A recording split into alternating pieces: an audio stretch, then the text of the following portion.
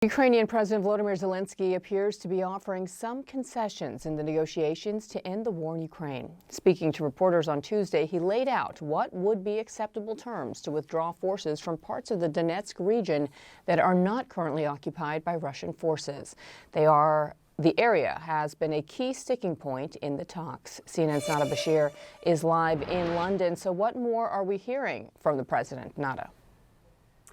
Well, look, Bianca, this is certainly a significant development, and although we haven't been given all of the details around the discussions that were held between a Ukrainian delegation and US officials, we know that there has been, according to President Volodymyr Zelensky, some progress when it comes to potential concessions that Ukraine is willing to make as part of this 20 points peace plan. Now, as we know, over the course of negotiations and discussions, Russian President Vladimir Putin has long insisted that Ukraine must effectively cede most, if not all, of the Donetsk region. And now, of course, this has been something that has been characterized as unacceptable for some time now by Ukrainian officials, including the Ukrainian president. But now we are hearing that there may be the potential for some compromise on this front. And according to officials with regards to this discussion, this talk that was held with reporters with President Zelensky, there is now the potential consideration of a withdrawal of Ukrainian troops from some parts of the Donetsk region, particularly fortified cities such as Kramatorsk and Slovyansk, which have effectively prevented Russian troops from being able to advance deeper into the heart of Ukraine. But this potential concession would also only take place, according to these reports, if Russia would then also agree to cede some of the territory that it has also taken. So we're looking at an equal amount of territory being withdrawn from on both sides, and effectively this is said to potentially create a demilitarized zone. Now, of course, we do not have the finer details of what this would essentially look like. These details are still being ironed out and discussed, and of course this is a wide-ranging peace plan. So in addition to those territorial disputes, there are several other areas where Ukrainian officials are seeking guarantees not only from Russia but also from its international partners and allies, including security guarantees from the United States, European nations and NATO nations as well. They are looking obviously for further post-war development commitments when it comes to the economic development of Ukraine following any sort of ceasefire agreement, and of course guarantees of Ukraine's sovereignty and a non-aggression agreement between Ukraine and Russia.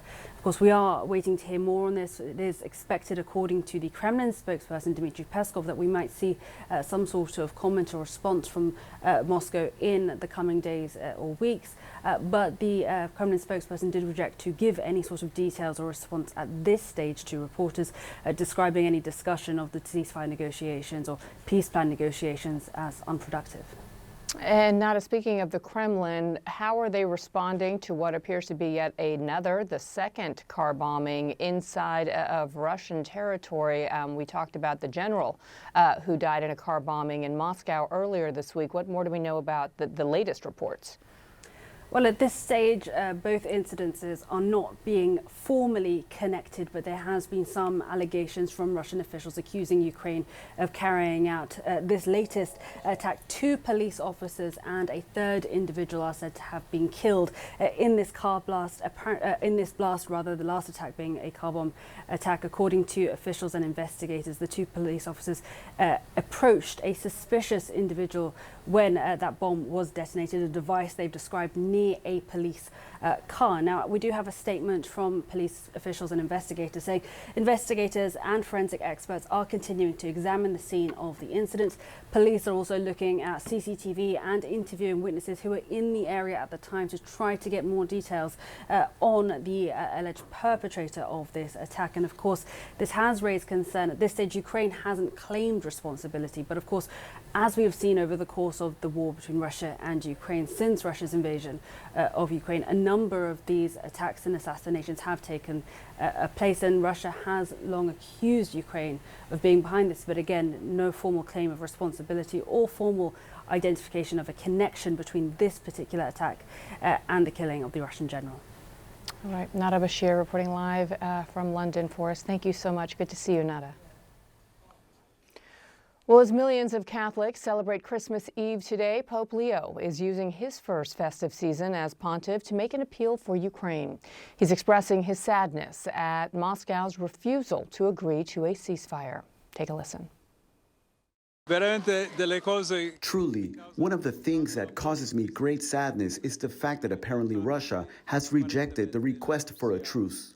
Once again, I make this request to all people of goodwill to observe, at least on the feast of the birth of the Savior, a day of peace. Perhaps they will listen to us, and may there be 24 hours of peace throughout the world.